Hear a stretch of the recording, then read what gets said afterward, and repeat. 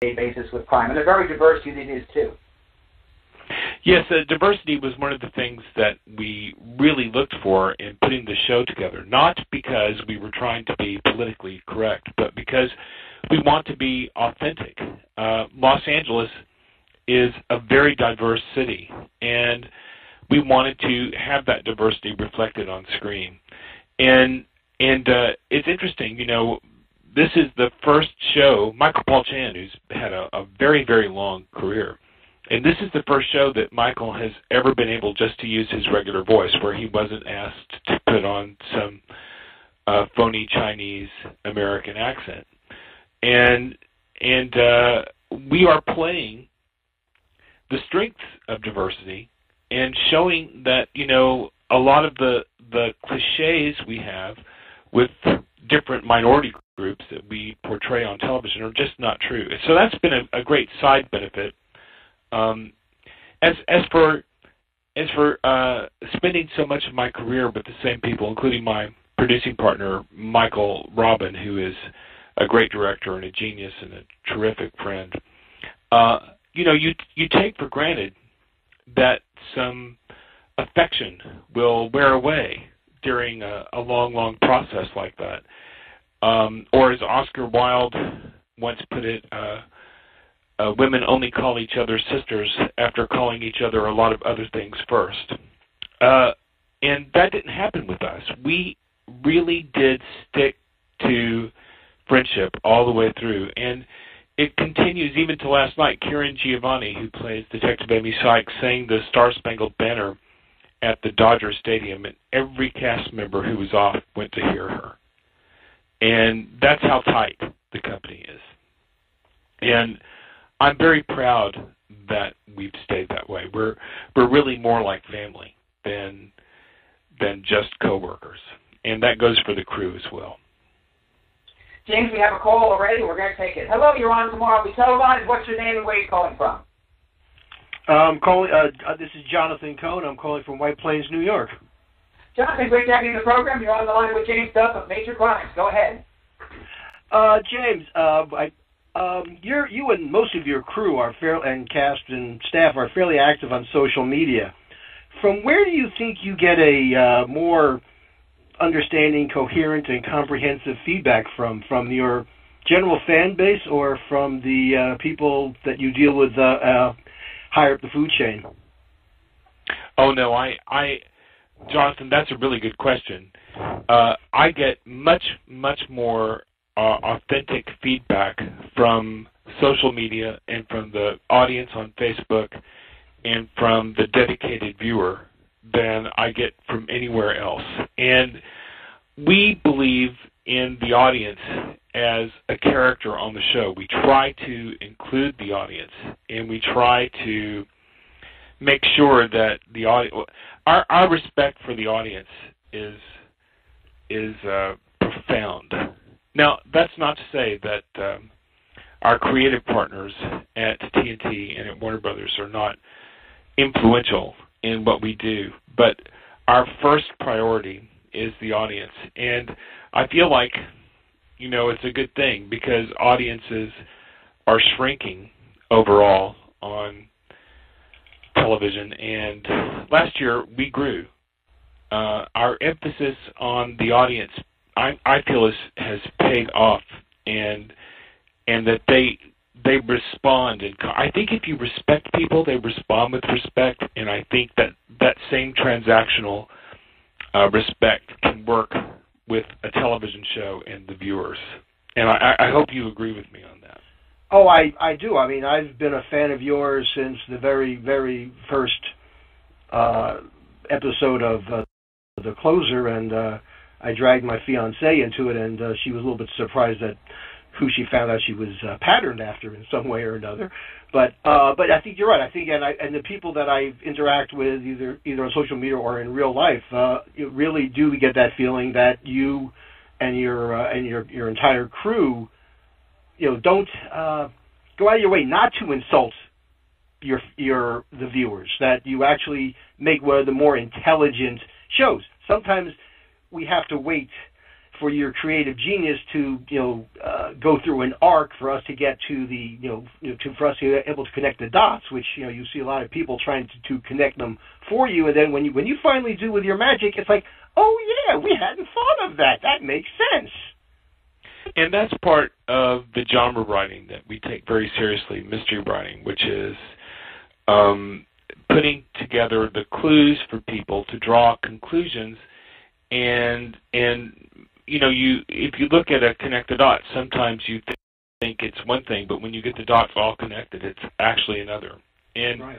Sometimes it's like a broken mosaic, and we try to put all the pieces of the mosaic out there, and then the audience puzzles them together. And I do feel the emotional connection to the audience that the social media allows us to have in this day and age, our new age of television. Mm-hmm.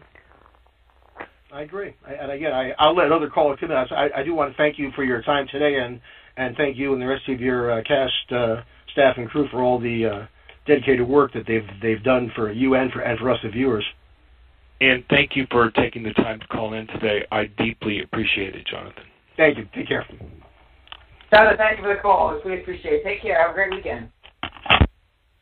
Jonathan Cohen joining us live here on Tomorrow We Televised from White Plains, New York. If you have a question or comment for James, do what Jonathan just did. Give us a ring, 646-652-2906. That number is good anywhere you're catching us across the country, around the world here on Tomorrow We Televised. You can also use that chat room, Simon Apple 04 by name. A lot of people in the room, so if you shut up and get the phone, get into that room, get those books down, because what you say does matter. And coming up in our next half hour, we're going to go live to Millersburg, Ohio. And that's where we're going to find Siobhan Chauncey. She's the co-executive producer of Up's latest original movie. It's called Love Finds You in Charm. Charm meaning, it's an actual city, Charm, Ohio, Amish country. And it's the setting for a spin-off of a movie that ran last year at this time, which turned out to be Up's most popular original movie ever. That's coming up our next half hour after the top of the hour here on Tomorrow We Televised. James, 4 years ago, you made 2 calls. One was, we're going to call it a day with a closer. Kira wants to end it. We should end it in a great way. But you also decided we're going to keep going with Major Crimes. Was it a hard or an easy decision to keep the show going? Well, I would say it was both. I mean, I didn't know how we were going to go forward exactly, but I knew Michael Wright wanted us to go forward, and Steve Koonin wanted us to go forward, and they were the powers in charge of Turner at that time in TNT. And Michael was very hands-on in his process, and he said, I won't make you do a pilot. You'll go straight to series. We'll change the name out of respect for Kira, and we will move forward with the characters that we have and transition Mary from the villain to the lead. And that was a great challenge, and we accepted that challenge because we liked working together so much, and it was such, like I said, it is a devoted company, and we had Kira's blessing with all of that, and I'm still very close to her. As a matter of fact, it's so funny. She flew from New York here to Los Angeles, back and forth for 7 years doing the closer, and right after she finished doing the show, she bought a house like 5 blocks from where I live. So it's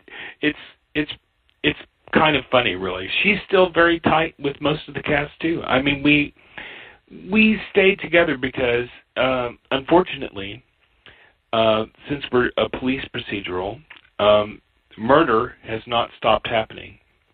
So we still have plenty to do in terms of hunting down killers, and because we really enjoyed each other.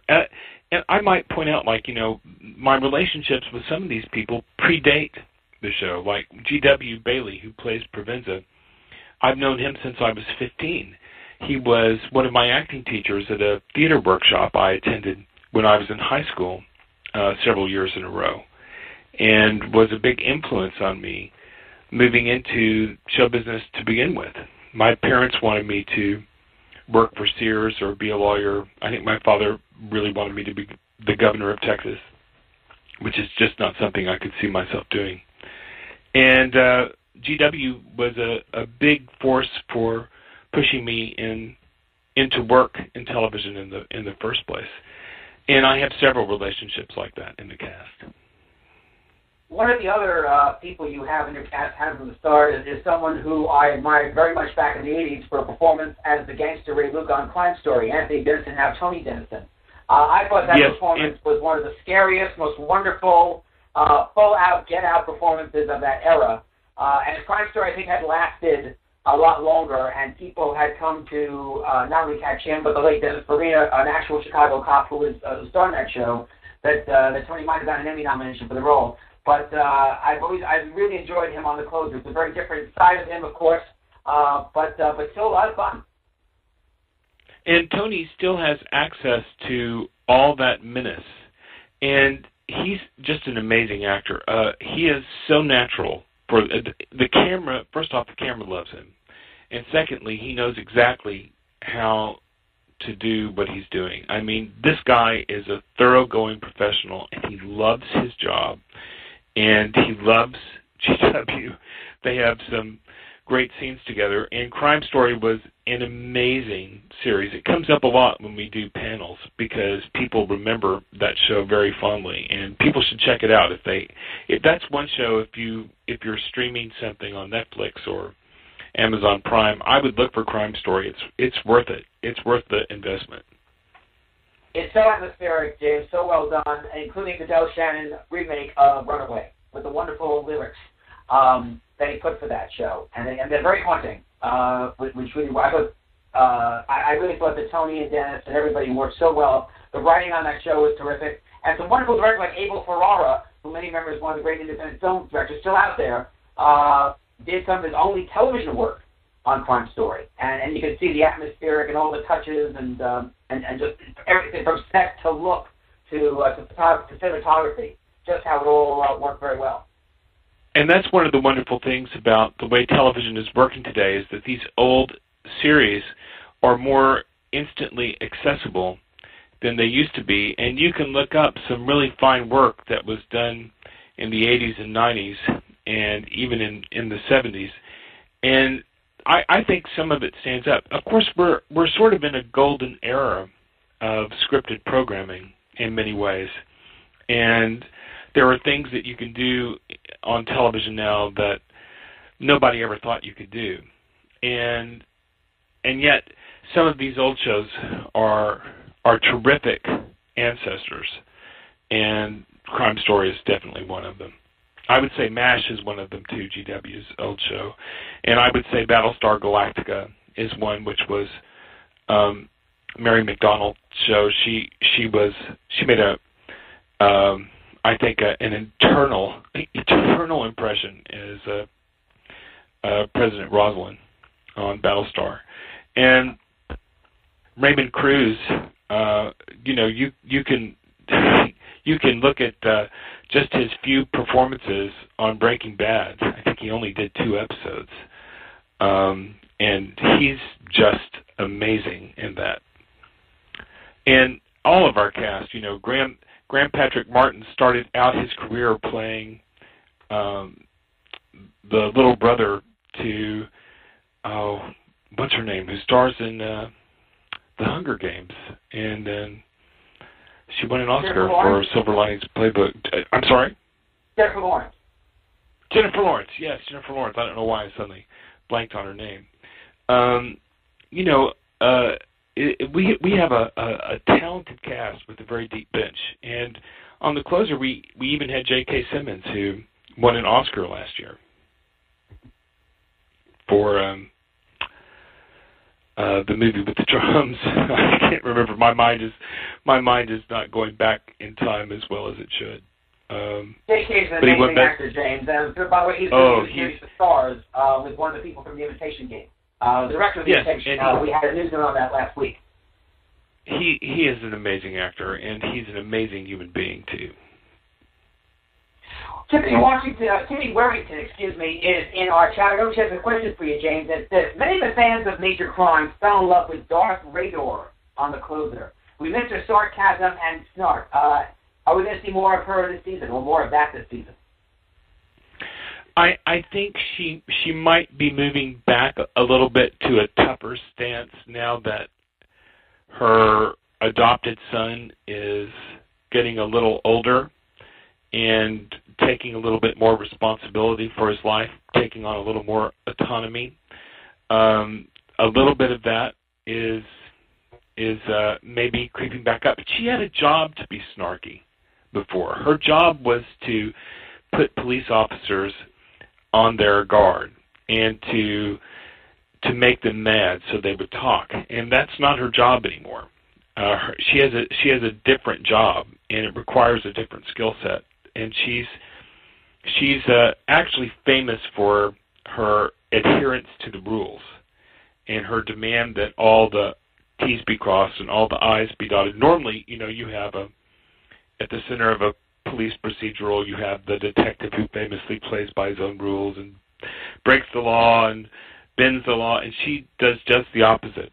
And we did that for a reason, and it works very well. She's sometimes a little maddening, but she is good-hearted.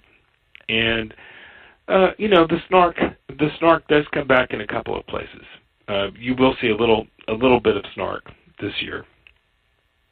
And Tiffany Weathersby, thank you very much for being in our chat room for the question. Evelyn Davis is also in our chat room. By the way, if you want to get a question or comment in for James Duff, we're talking about the creator executive producer of Major Crimes, premieres its 4th season on TNT, Monday night, 9 p.m. Pacific time. He's our guest this half hour on Tomorrow Be Televised on Apple and we do live from New York. Get it in at 646-652-2906. Thumbs good anywhere. Catch us across the country around the globe here on Blog Talk Radio, or use that chat room that Tiffany had done. I think I got that right. And that's Simon Apple 04 by name. And Evelyn David is in our room. She is very excited about Monday night's episode. Wanted to wish you and the cast great success this season. She observed that the show is a great deal of murder mystery, comedy, and maybe some romanticism. I understand that you're broadening things out beyond murder. I understand there's a home burglary episode, a couple of other unusual crimes. Any spoilers that you want to spill? Well, yes, and I would say our show is very careful not to have the same tone 2 weeks in a row. I mean, sometimes the shows are very serious, and sometimes the shows are lighter, and sometimes the shows are comic in nature, and that's part of the idea. You don't know what kind of murder we're going to be solving, and you don't know what tone we're going to tell the story in, and you don't know whether it's a whodunit or how do we catch them, or are they going to be breaking POV in this hour. We try to change it up because we feel like the unrelenting darkness of murder would be very hard to deal with on a regular basis. Spoilers. Yes, I have one big spoiler. Rusty Beck in college gets shut out of his school paper, and he starts a vlog, and this vlog will run in tandem with our show. It's a 3-hour vlog. I mean, it's a 3, 4, 5-minute digital platform release that complements the show. You can watch the blog without watching the show. You can watch the blog with the show. The blog and the show interact. It's an interesting new world in which our drama exists, and so we're trying to exploit all the different areas where people can gather to watch the show. And digital platforms are becoming more and more important, as I'm sure you've had people say and discuss on your show. And then I could also say. I can also say, the Flynn and Provenza Lighter episode this year concerns Buzz Watson's, the civilian tech. He joins the L.A. Reserve officers, and his first ride-along is with Flynn and Provenza. And he's trying to do things the way he's been taught to do in the 21st century, and they're still doing a lot of things that they learned to do in the 20th century. And it's kind of fun. It's a very fun episode, and it includes one of the most expensive weddings Los Angeles has ever had, maybe going completely sideways because of the LAPD. that will definitely be something to see. And incidentally, there's some interesting new cast folks will be coming up now and then on your fourth season. One of them is Malcolm Jamal Warner from we all remember from the Cosby Show and a lot of those things. Bill Broderick, who was so wonderful on NYPD Blue, is also in there, and Tom Berenger is also involved as Jack Rader, Captain Rader's estranged husband. So they'll make an appearance. Yeah, we have an amazing cast of recurring characters. Malcolm Jamal Warner is in our premiere and does an amazing job, and he always does an amazing job. And playing Lieutenant Cooper, who has a relationship with Detective Amy Sykes, and then Bill Brocktrop. He's runs a theater company here in Los Angeles, and in addition to all his film work, has done some extraordinary stage work and plays Rusty's therapist and plays a therapist at a Special Operations Bureau inside the LAPD, where he handles the pathology of criminal pathology, and especially as it pertains to children and adolescents. And we use all of these. Kata Mauser, Kata plays DDA Hobbs, district attorney, and she's in lots and lots of episodes. And Ransford Doherty plays the coroner investigator, who's in a lot of episodes. And all of these people, they help make our world look and feel bigger and more authentic. And they allow us more places to go for story. We're going to take one more call, and here it is. Hello, you're on Televised. What's your name? Where are you calling from? Hi, I'm Heather. I'm calling from Virginia. Heather, great to have you. You're online with James Duff of Major Crimes. Go right ahead. Hey. Hi, Heather.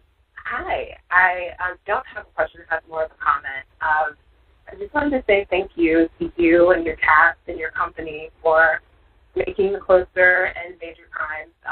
I am 28, and I remember when The Closer first came out, I was really obsessed with it and kind of lost track of it. Back in November, I was in a car accident, and The Closer and Major Crimes actually got me through my recovery, binge watching it all hours of the day and night, and remembering the series, and it's just been a great joy to me. And so I just wanted to say thank you to all of you guys for making this thing happen. Oh, well, thank you so much for calling in with that. Hearing stories like that, honestly, it really does make us feel like what we're doing is worthwhile. We live for these kind of reactions, and we want this kind of bond with the audience. And hearing that we distracted you from some of the more difficult moments that life throws at us that's all we ever hope to do. And to know that we accomplished that is really marvelous. Whenever we hear stories like that, and we do hear stories like that, and especially from people who are, facing trouble and stuff like that, who stumble back upon us or discover us that way. It's been awesome, and I'm so excited about Monday night. Good luck with the rest of the season. Thank you so much. All right. Well, thank you. Spread the word. Spread the word. For sure. We have a much lighter marketing campaign this year. Yeah, I saw that. It's unfortunate, yeah. But you've got a lot of there.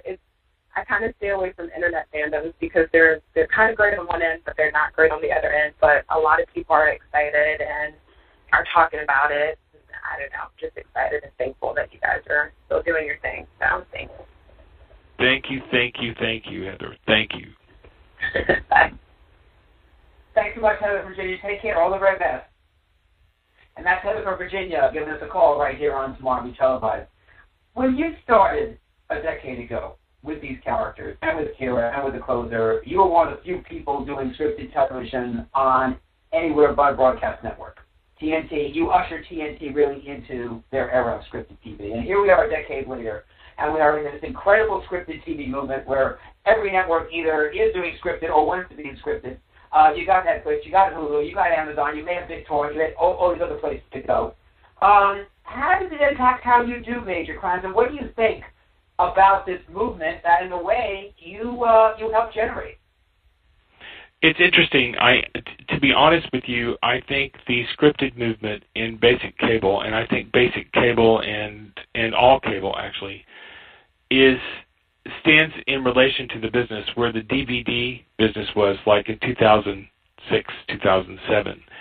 And while it's impossible to imagine that it's going to go away, I feel like it is going to go away. I feel like what the internet did to the music business and to the newspaper business and to the book publishing business, it's about to do to cable. And so I don't know what the future is like. Although we never know what the future is like, there was some stability in the way cable was running for a while, but it's been threatened by Netflix and Amazon and Hulu, the three streaming services that you mentioned, and now all these channels are popping up with what they call over-the-top streaming services like CBS, and they just announced Showtime. HBO has been announced, and there's going to be more and more of that. And as the bundle comes undone, it's unclear to me what will happen exactly. The bundle provides enormous amounts of income for development and creation of product, and as it comes undone, I'm not sure where all the money for development will appear from.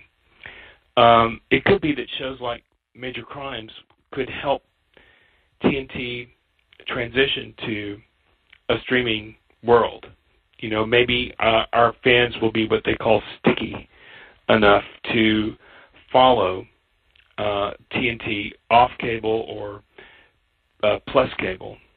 But the world is changing, and I don't know how much life cable has in it at this moment. Frankly, it contracted, in the last quarter. In the first time, I think, in 20 years, in the first quarter of this year, cable audiences, households, it decreased by 0.5%. Let's say conservatively, that's like by 4 million homes. And at the same time, American households grew by 8 million households. So that's inverse growth. It's not what you're looking for. And anecdotally, I hear people say to me all the time, I'm cutting the cord, I'm cutting the cord, I'm cutting the cord. It's and young people, it's very hard to find young people who believe signing up for cable is a good use of their money. So I don't know. I feel like we're dealing with the old Chinese curse, may you live in interesting times. And as you can see for yourself, if you examine the ratings, television, we did grow last year. I mean, we had growth, and but that was unusual. And it's hard to believe we're going to do that again. I'm interested in seeing what numbers make a television hit in the next 2 years on cable. And I'll tell you, James, as we wrap the conversation, two things. It's fascinating to me that Netflix and Hulu and Amazon are doing what they're doing because of the television set, because of smart TVs, because of devices like Roku and Amazon Fire and Google Chromecast, which are all very TV-centric. And secondly, the TNT is making some major moves in terms of scripted television, as well as the station CBS. And we'll see how it all goes down. Major Crimes, season 4. I'm sorry, go ahead, James. No, I was just going to say thank you very much for having me on and for being so knowledgeable about what it is we're trying to do. I really do appreciate it. You are very, very welcome, James. It is a pleasure to have you on. I just want to let folks know that they can see, of course, the fourth season opener of Major Crimes this Monday night, 9:10 Eastern Pacific Time on TNT. Check it locally for where that network is available in the area, on cable and satellite. For more details about the program and the network, online, you go to www.tntdrama.com. It's tntdrama.com. James, we've wanted to have you on this show for a long time. The last half hour plus has been well worth it. It is a pleasure to have you on, and we would love to have you back. And I'd love to have Michael on with you as well. It is just a tremendous treat. All the very best with you, Michael, your cast, your crew, not just the fourth season coming up Monday night of Major Crimes, but hopefully many, many more seasons to come. It has been a terrific treat. From your mouth to God's ears, thank you very much for having us, and we can't wait to come back. Call us anytime. You got it. You take care. You too. Bye-bye. Dave Duff, the creator and executive producer of The Closer and Major Crimes, joining us live in an interrated exclusive from Los Angeles. And by the way, to everybody who's in the chat room, we got your questions. Thank you for the phone calls and for the chat room questions. I'm sorry we couldn't get to everybody. We're going to try to, because I believe Major Crimes will have a second group of episodes coming up either late this year or early 2016. We're going to try to get James and maybe Michael Robin on the show before the end of the year. This has been absolutely fantastic, and I thank all of you for being in the chat room and on the phone for making it happen. Stay tuned. Coming up next, we go live.